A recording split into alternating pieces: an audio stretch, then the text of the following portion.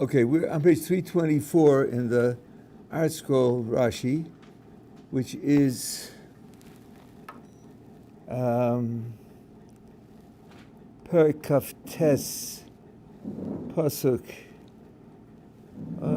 say Kaf Zion, 29-27 in Bereshis. I want to tell you two things before we start again with the psukim. First of all, I said something yesterday as a speculation, and I checked it with my Rebbetzin, who knows a lot, and she told me that it was correct, and we added something to it. We said that, of course, Esav was not created to be wicked. He was created to have a specific job in perfecting the world, which was to chase evil out of the world, and that's why, as a fetus, he was attracted to a place of evil. Not because he was evil, but that's what he had to deal with.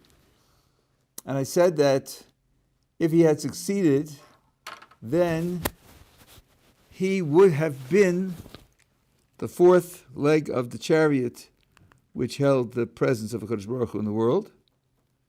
Regel Revi, I have to calibrate this. Regel Revi La Markava. Just 1 second, I have to calibrate this sensor, so let me do that before it goes blank on me.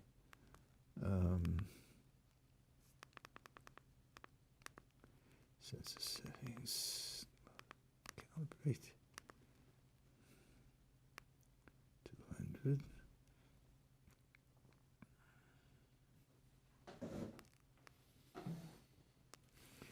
Okay, fine. So he would have been the fourth leg on the chariot, and he would have carried. So then, and not King David, as it was, he failed.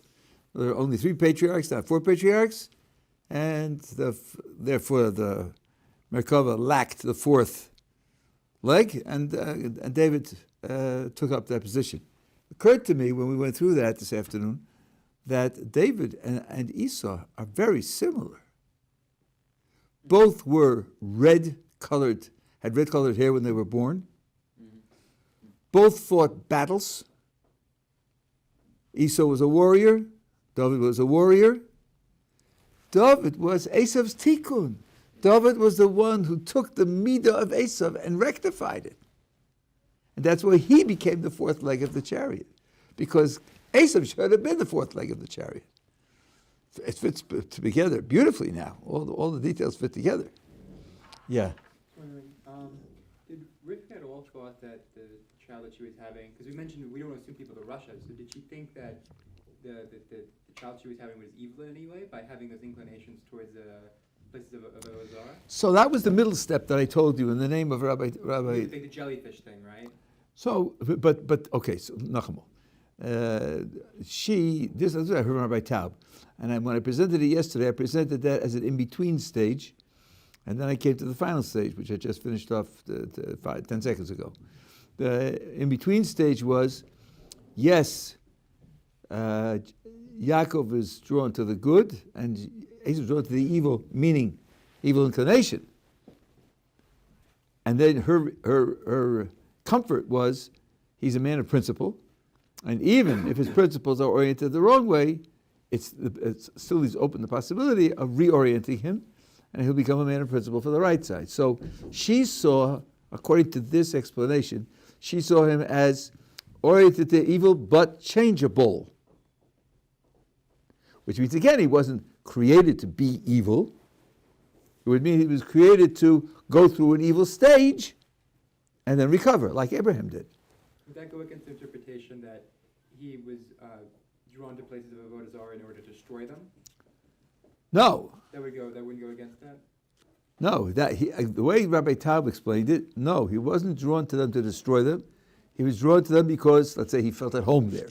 He identified with that. Oh, but I'm saying there is a position though that he was drawn to those places to destroy them. No, I thought that. Yes, that was the third position. Okay. That's the third position, right?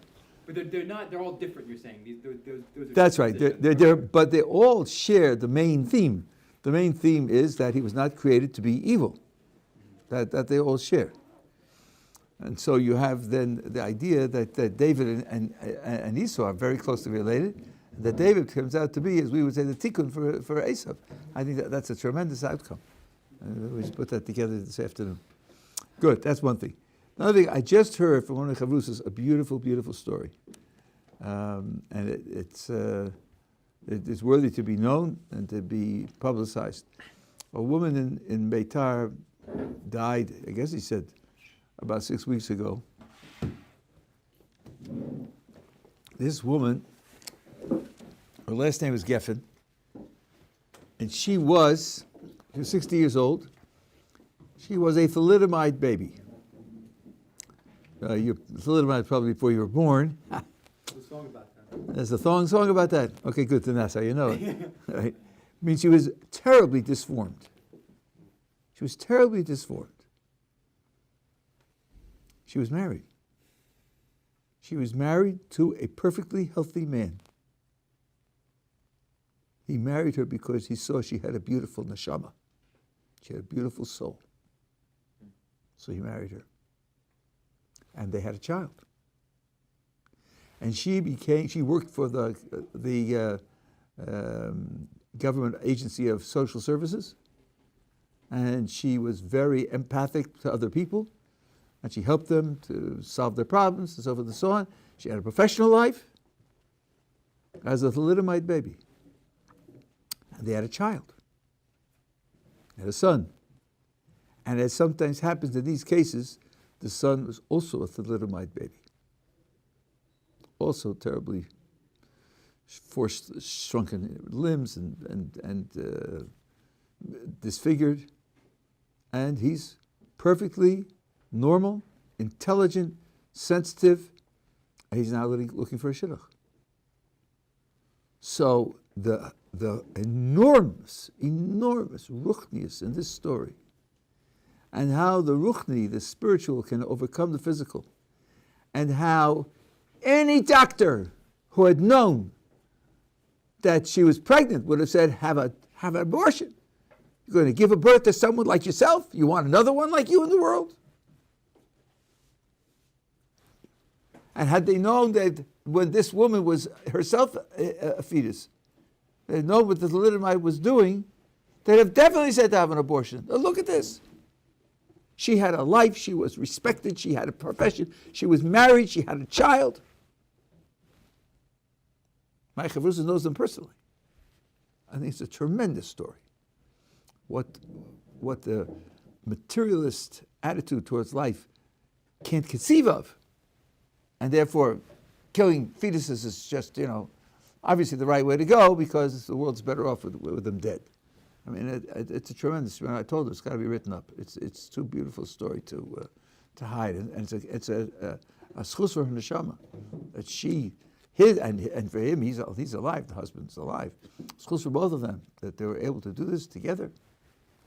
Phenomenal, absolutely phenomenal.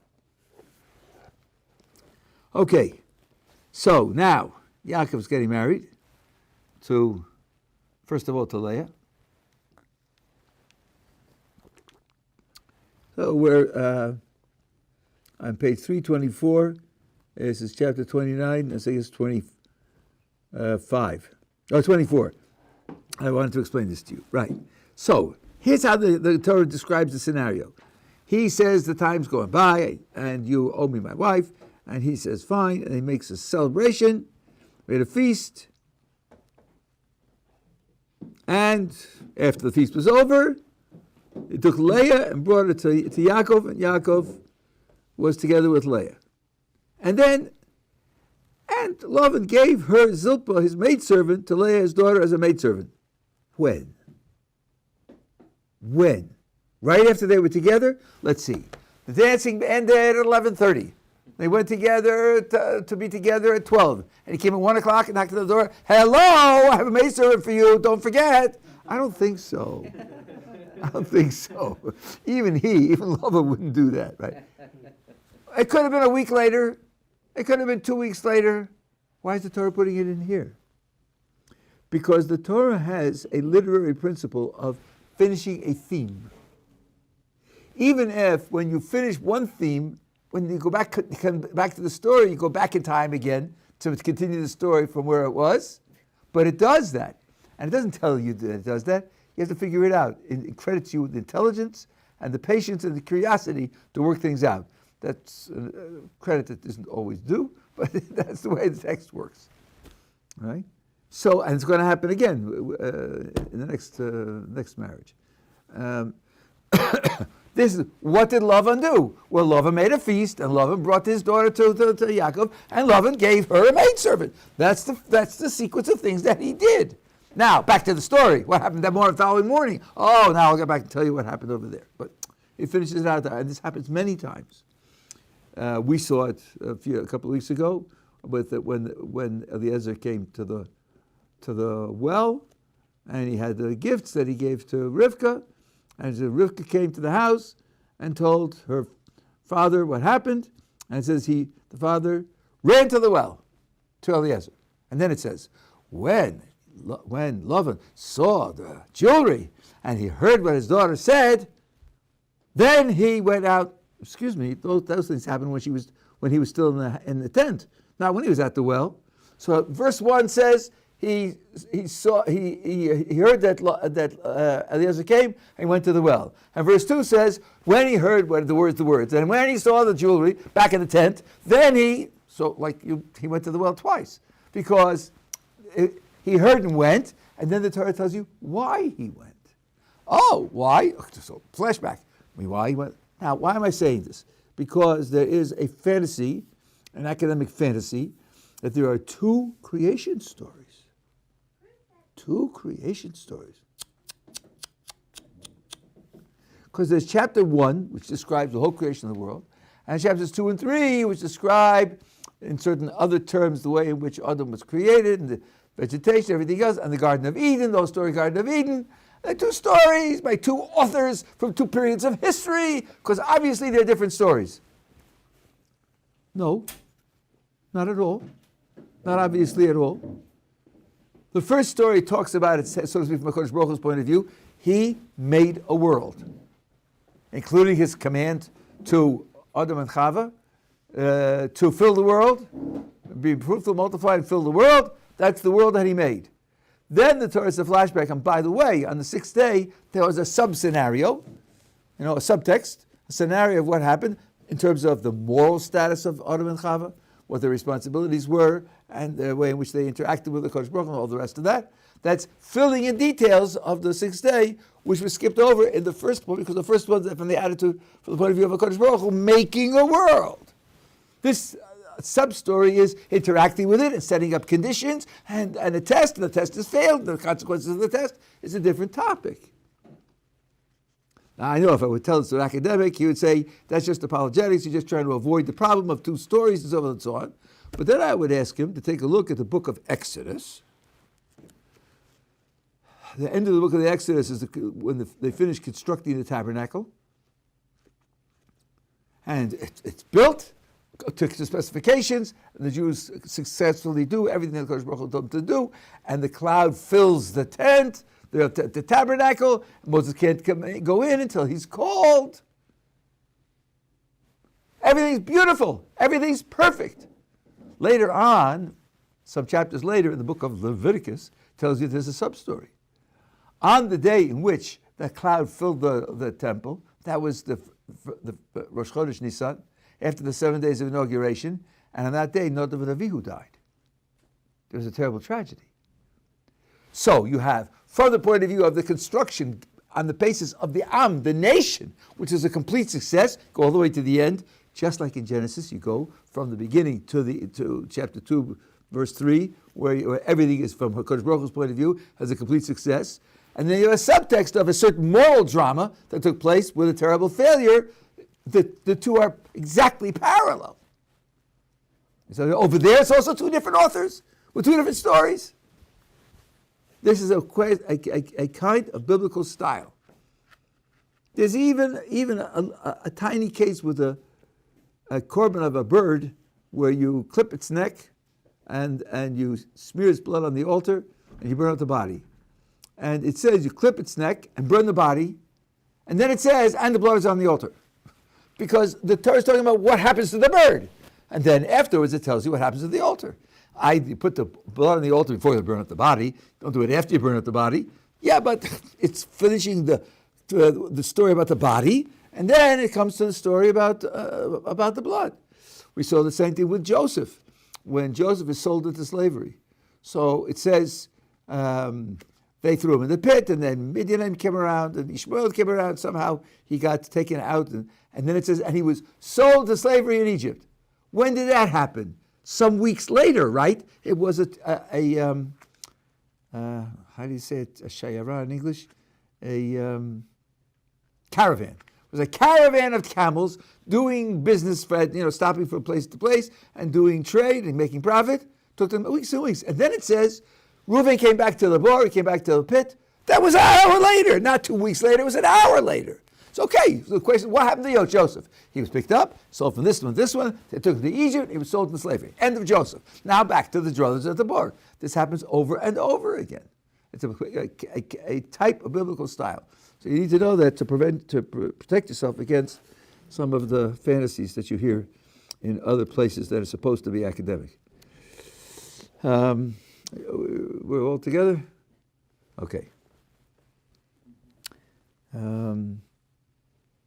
Okay, so then we said, all right, so now it's 25. It was the morning, behold, it was Leah, we saw it because she gave him the simanim away.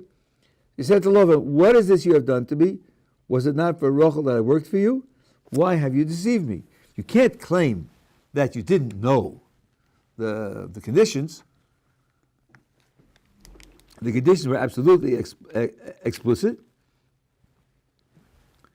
So now, Lavan says, such is not done in our place, to give the younger before the elder.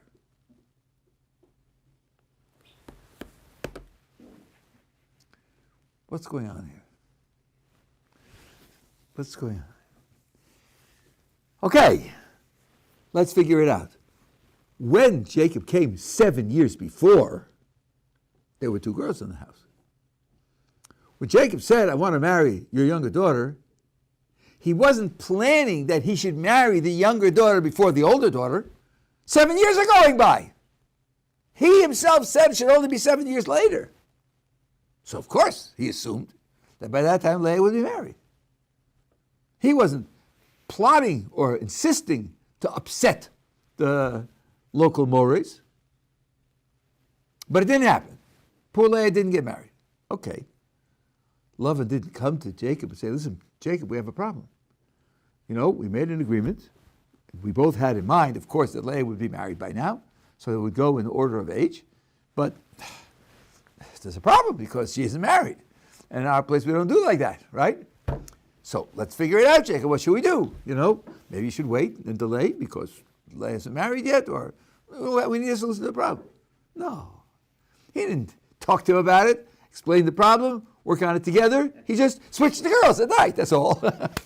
No problem. I mean, he's not really explaining, he's not really justifying himself, is he? No normal person would do that, right? That's one thing. And then, I think it's hard to avoid feeling an elbow in the ribs here. It's not done that way in our place, Jacob, to have the younger before the elder. Meaning, Jacob, what did you do? Didn't you supplant your older brother? See, what you did in your place, we don't do it like that over here. No, not we. We go in order of age, not like you. You did it wrong. In the ribs. You did it wrong. Right? So, I have heard people say, this is where the Holy Bible is criticizing Jacob for what he did. Here it is, an open condemnation of what Jacob did. Now, I told you when we studied this that nowhere does the Tanakh criticize Jacob for what he did. And we'll be told, Rabbi, here it is, black and white. Isn't the text criticizing him? And the answer is very simple. In this text, who's talking? Lavan. What's his title in the Jewish tradition? Lavan ha-Rasha. The wicked Lavan. Now, if you're writing a book and you want to express your philosophy in the book, in whose mouth do you put the words of your philosophy? In the mouth of the hero or the mouth of the villain? You put your words in the mouth of the hero. What you put in the mouth of the villain is the things that you don't believe in, the things that you despise. Indeed, I would say being criticized by Lavan is a mark of purity, it's a mark of holiness, it's a mark of spiritual success. Just like Thoreau said when during the Spanish-American War they threw him in jail because he didn't pay his taxes. And he said, times like this, the only place for an honest man is in jail. Because the government, he held that the United States government was so corrupt. So this certainly does not attack the statement that I made. It supports it. If Lavan is criticizing you, you're in good shape. You're in good shape, you're in a good position. Yeah. I thought there is a general halacha, though, that you marry off the oldest before the youngest. And don't we take that from Lavan? We would not take anything from Lavan. We're not taking anything from Lavan. Thank you very much. We do in general, but it's often not performed that way. The nice thing to do is to ask the older sibling to give permission.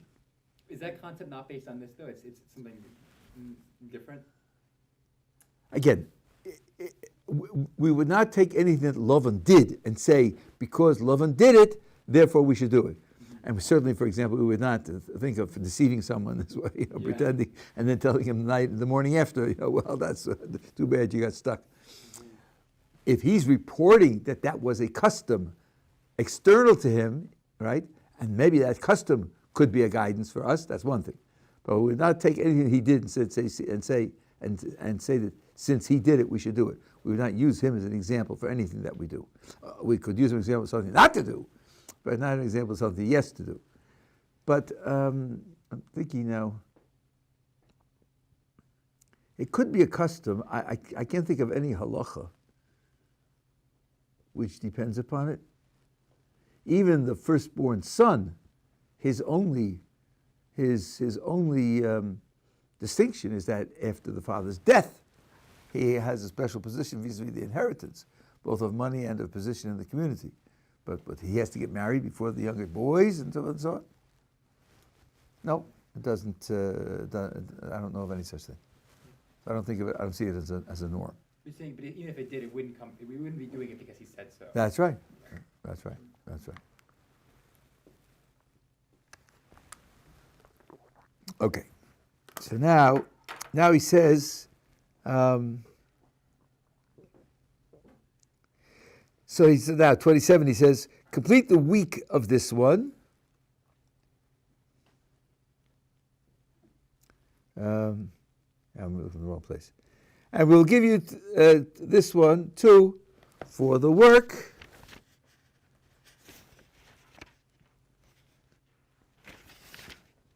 that you will work for me further another 7 years. So I told you this was the motivation. Why did he do this whole thing? Because he saw that he was doing very well when Jacob was there. He wants him to stay. He doesn't want him to go home. So he tricks him, and this way, and he's saying it straight out, making the condition very clear.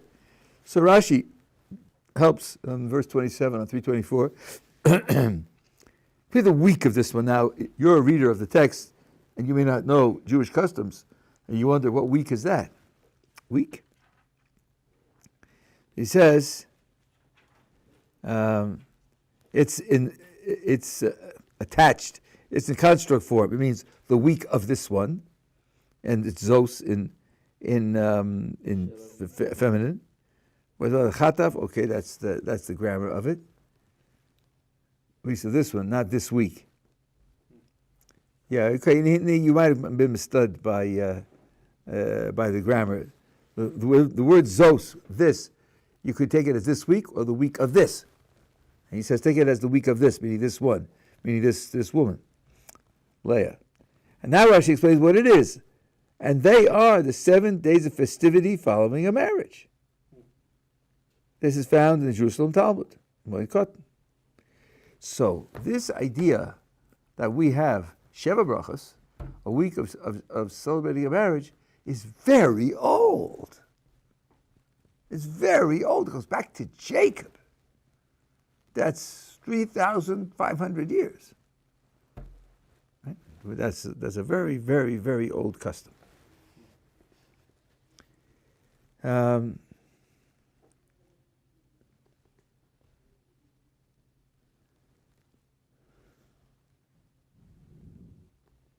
Okay, now it's a long disposition on the grammar, which I'm going to spare you. And now it says, what does he say? I should have asked you about it. He says, we will give you this one for the week. What's this we will give you? Who's we? He's the father. He's the head of the family. There's only one of him. So, he said, Rashi says on 325 towards the bottom, we will give you, Lashon Rabbin, the plural, like when HaKadosh Baruch Hu speaks about himself, he also uses the plural. Let us descend and confuse with the Tower of Babel. HaKadosh Baruch Hu is speaking, and he said, let us go down and confuse their language, and let us burn this too, and we will give. Now, what's the meaning of it? Okay, we see from here that a person can refer to himself as we. But what's the meaning of referring to himself as we? And it's what there's actually a term for this in grammar. It's called the royal we. Royalty took it from here, of course, European royalty, that the kings or queens refer to themselves as we. And the plural is a sign of majesty, greatness, power, and authority. We have this later on in Bereshis, when the brothers go down to Egypt to get food, and Joseph, who is pretending to be an Egyptian, they don't recognize him, and he treats them very severely. And they come back up to Jacob, and they say, thus spoke the master of the land, and the word for the master of the land is Adonai Haaretz. Adonai means the masters of the land. They make it plural. They make it plural because Joseph was the second in command of the whole empire. Thank you very much. That's not a small position. So they use the plural. So the meaning of what Rashi is saying here is that Lavan took upon himself this grandeur. He referred to himself in the way that a king would refer to himself. It also gives you a picture of Lavan's character. It's like the mayor of Marseille would speak to his fellow Frenchmen the way the Queen would speak in Paris. You think that's a little grandiose, You're only the mayor of Marseille. You're not the king of the whole kingdom. Okay, but that's the way I talk. I talk like a king, So you have a little picture of Lavan's character here.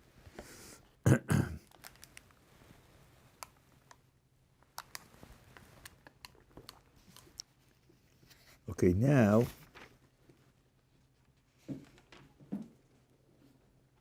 Okay.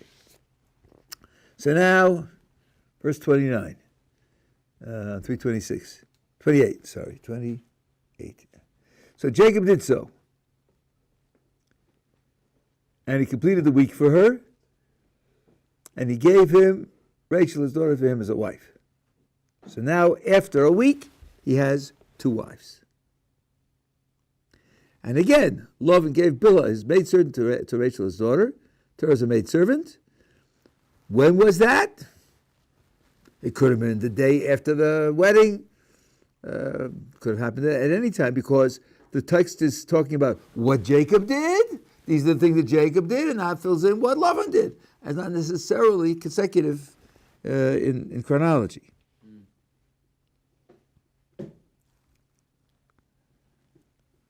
Okay, so now the question here. Let's see if we can get it.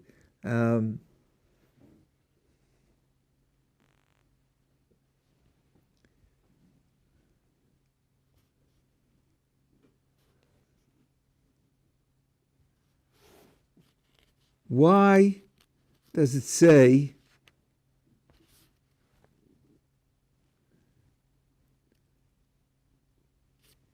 now? See, this is what Rashi says here. Look at 30. He came to Rachel and loved Rachel even more than Leah, and he worked for him further another 7 years.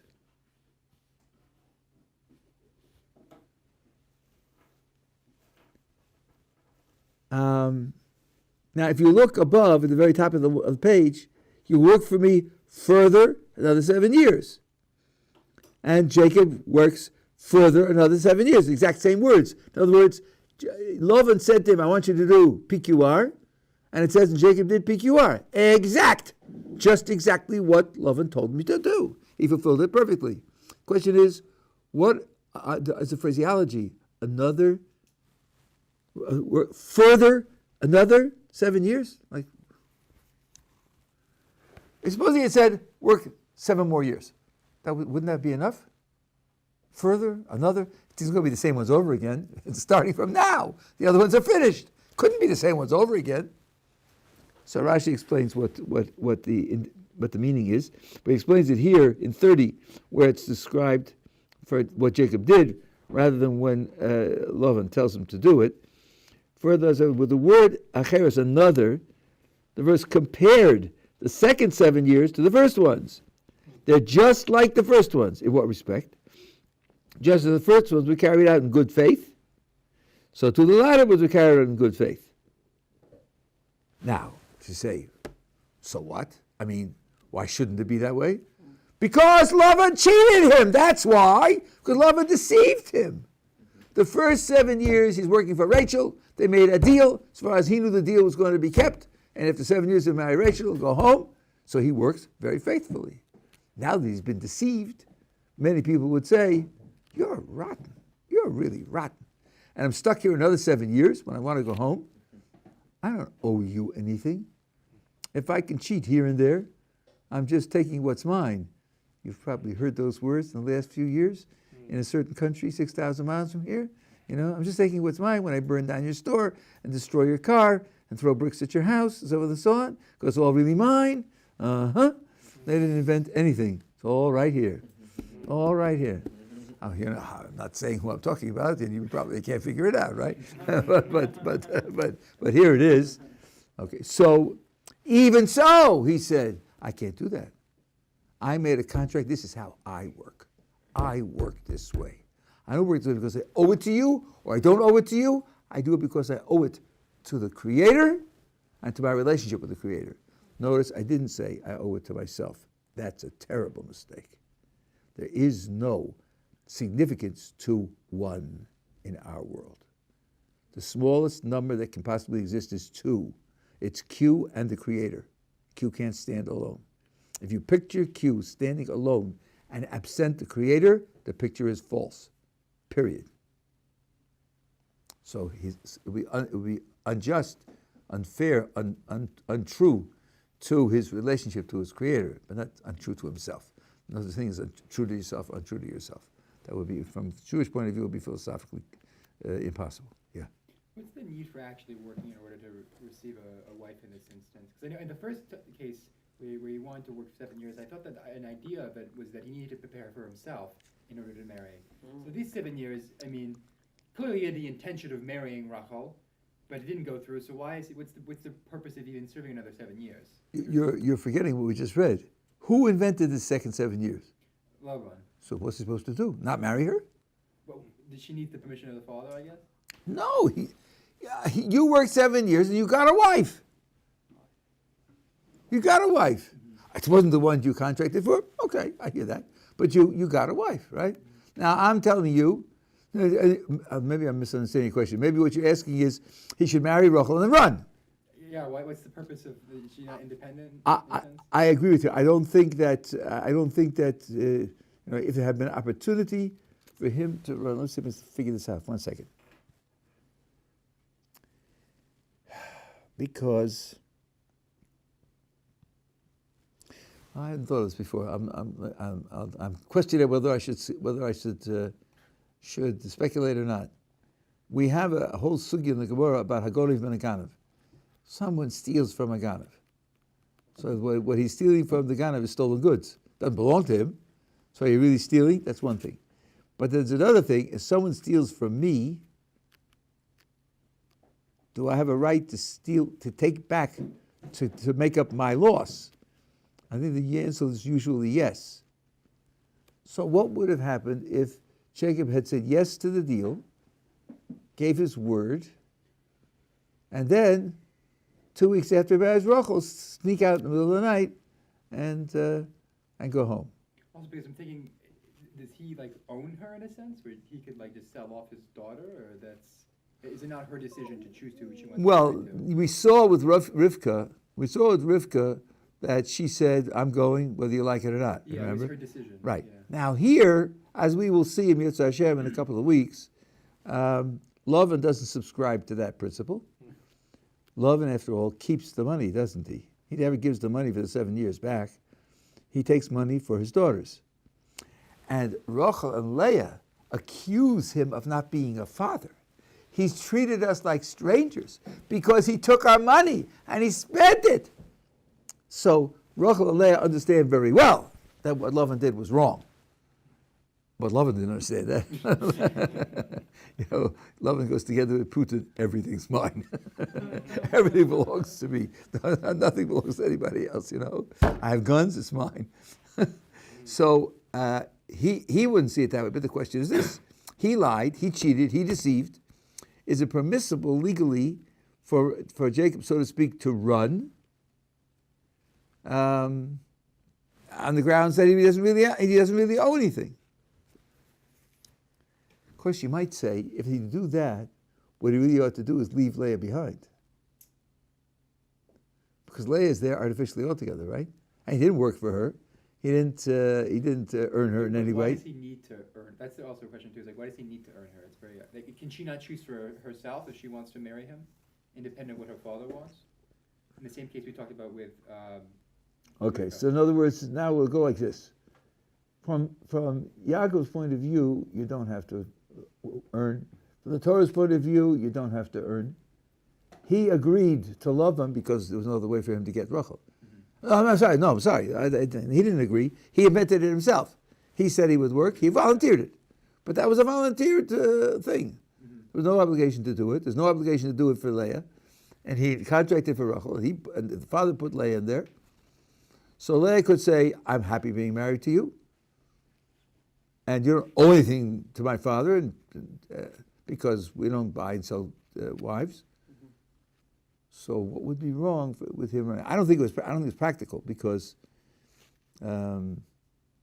he has a whole town. When he chases after him in the end, after 20 years, he gathers all townspeople together and they come as an army to chase him. I don't think it was practical. And the only way he got away with it there is because of the deal that they made. They put 3 days in between one another. But even there you could ask, they put 3 days in between one another. Why didn't he run before he saw them turning against him? And before Hashem told him to go home? What would be wrong just taking a powder, just getting out of there? What would he owe? So then, putting your question into the text that we're talking about, let's say for some reason or other he didn't run. Maybe I could answer that. But why does he have to be so scrupulous in? This is a very nice question. So scrupulous in serving him. So first of all, let me put in 2 pieces of information that will help as background. I'm not positive I can organize them completely at this moment, but let's put in 2 pieces of information. Number 1, what happens at the end of the 14 years? So Jacob says to Lavan, it's up, 14 years. We said 7, the wrong girl, different girl, all right? It's 14 years, I'm going home. And Lavan says, please don't leave me, please don't leave me. Because I have guessed that God blessed me because of you. Please don't leave me. And he agrees to stay. That's quite surprising. After being deceived, he agrees to stay. So this might help to answer. See, I'm figuring it out as we go along. So it could be, why does he stay? So I heard one explanation, which seemed to me makes sense, and that is Hakaras Hatov, gratitude for the fact that he took him in. Gratitude for the fact that he took him in. You'll tell me, he took him in, but he put him to work instantly. Yes, that's true, but he took him in. And that's a principle which you see in the way we treat the descendants of Egypt, where we have a certain leniency in the way we treat them, and the Chazal say, because they took you in. They made you slaves in the end. Yeah, they did make you slaves, but they took you in. You needed a place to go, they took you in. So that's part of the picture. And another part of the picture is this. Mr. Hashem will get to this also. Joseph is living in the house of Potiphar, and Potiphar's wife wants to seduce him, and he resists.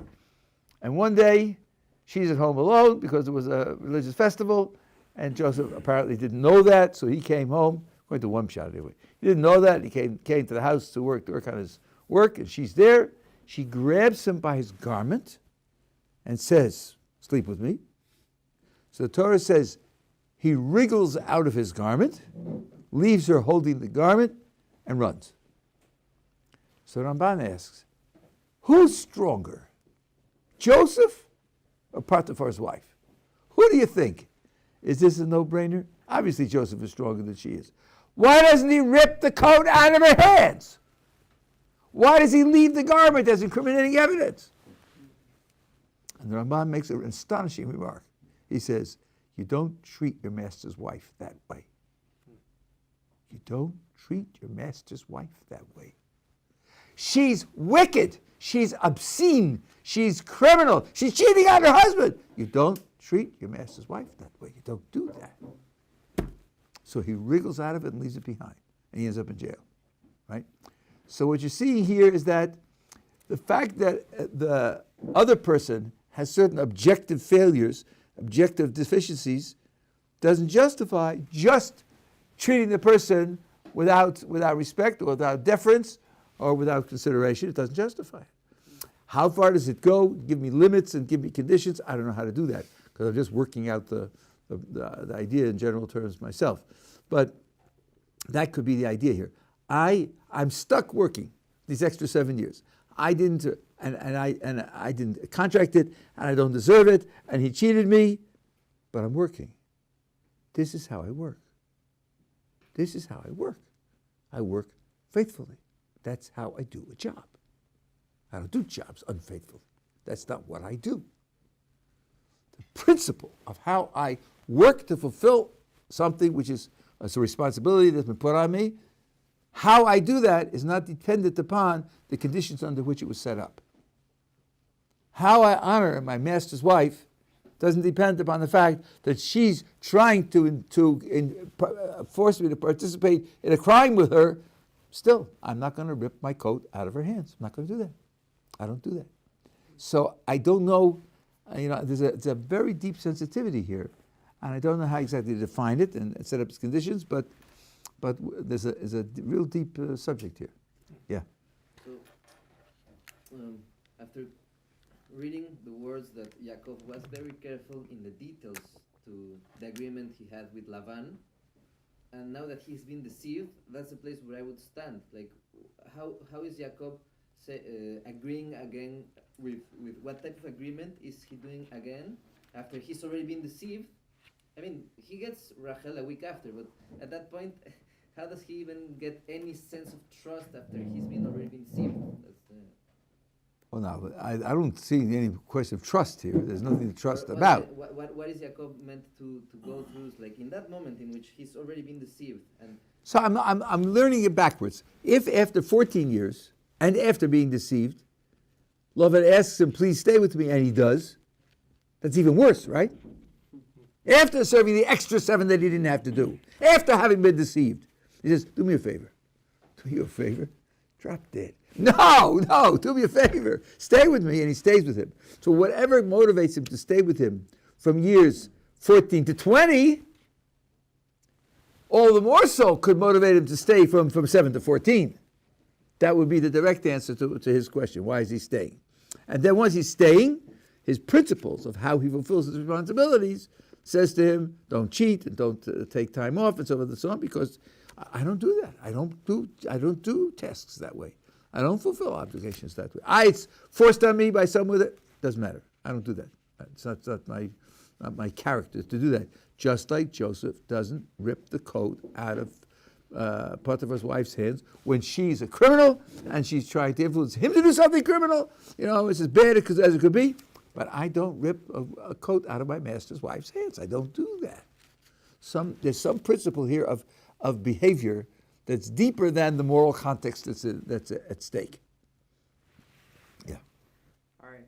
I remember, don't stab me for this, but I remember when we read that Bryce, I think, on how Rachel spared her sister, Leah, on the basis of, shall she be humiliated, right? She kind of called that out there. And you said it's Ruach HaKodesh. And that strangely made me remember when Hashem is about to smite like Sodom and Gomorrah, he says something kind of in a similar cadence, right? Like, shall I ignore Avraham, who shall be like the future of his nations as I go to make this choice? And so the idea that kind of struck me there is maybe Rebecca is getting this intuition that even though there's a sacrifice in the moment, that she's going to have to sacrifice the Simcha and of her and Yaakov to do so, Leah has a part to play by being included within the future of the Jewish people. Whether it's as we kind of see to come, that she'll provide 3 children and there'll be a benefit there. Maybe you don't think that there's a sense that she had a part. It's too far from any. It's certainly not related to the text as it's written. Indeed, the whole story of giving her the simanim is not related to the text as it's written. It's just the fact that they gave the simanim altogether, and that's not written anywhere. I'm trying to explain the Midrash as staying as close to the Midrash as possible. She sees it as humiliation.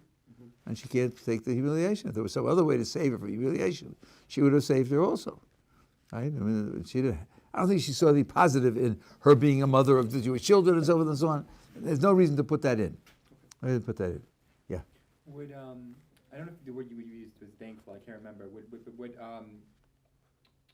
Yaakov have to be, I guess, thankful to Lavan for taking him in, even though the wages that he worked to technically cover, I'm assuming, covered his stay there and also more.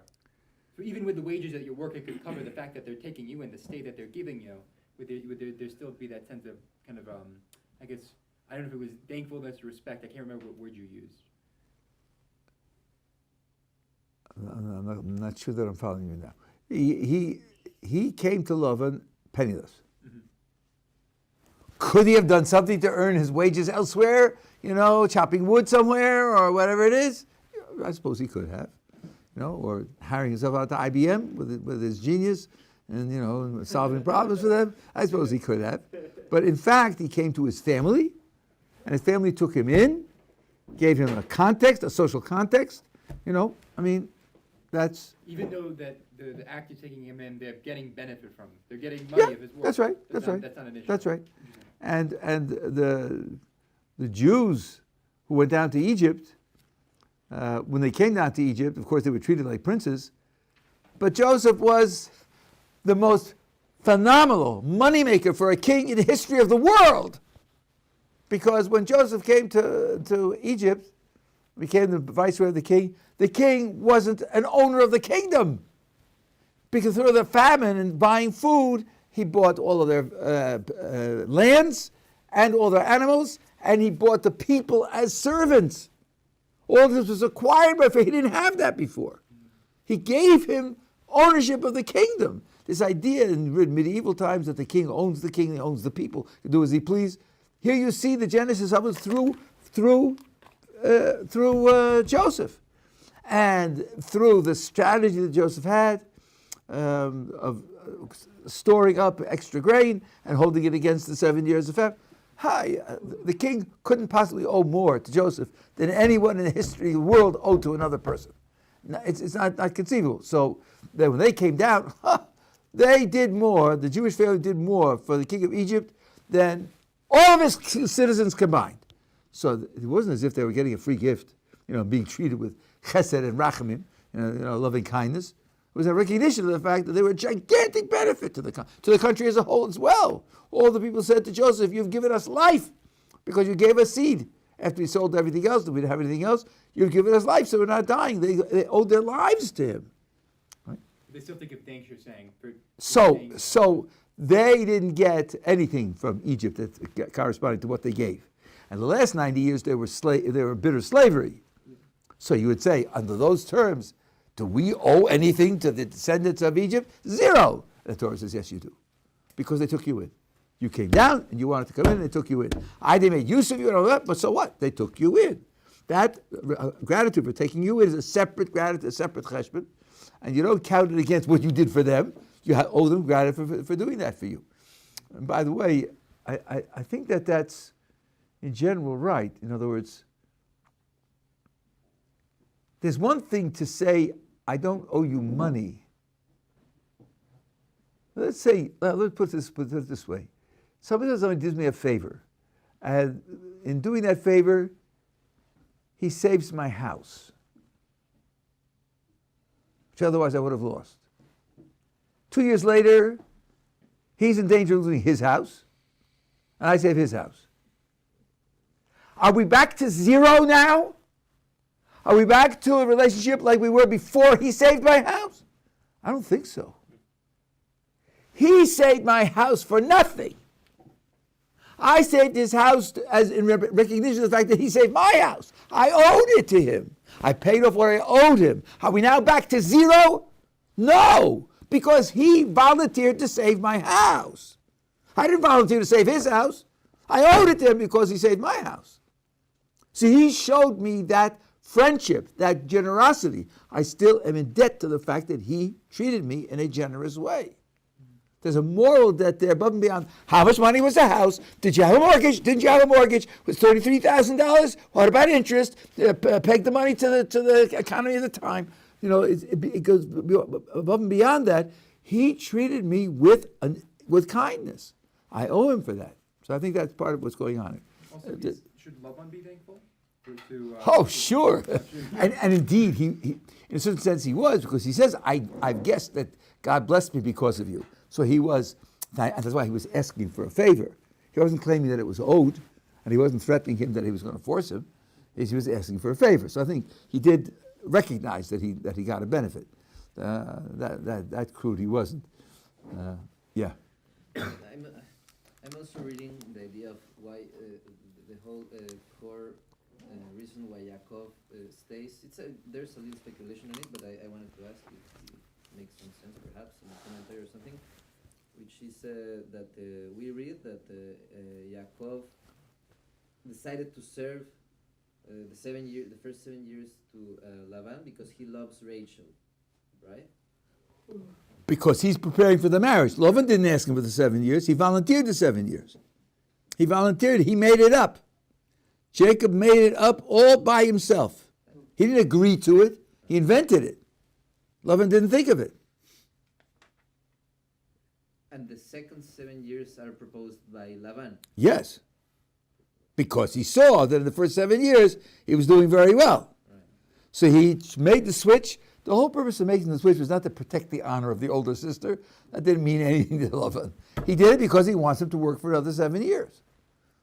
And then at the end of that, you see that very clearly, because at the end of the 14 years, he says, please stay longer, because I'm doing very well. Right. But to finish the question, I mean, I don't know if it's somehow related with the pasuk that we learned before, that when Yaakov cries, when he kisses her and then he cries, that maybe that somehow his love for Rachel, in certain level of prophecy that he had, maybe he didn't want fully to go back to Israel because he knew maybe she wouldn't be able to. No. Not at all. No. On the contrary, he wants to go. With her. With her. With With his family. He wants to go with his family. And when Lavan says, it's so beautiful, you'll see it next week. If Lavan says to him, please stay with me, name your wages. Because up until now he had no wages. He was just working off the girls, right? Ma'atelach, what shall I give you? Jacob says, don't give me anything. Don't give me. I'm not asking for a handout. I'm not asking for a gift. Don't describe it as what you give me. I'm going to ask you to pay me. Pay me for work. That's not giving. Excuse me.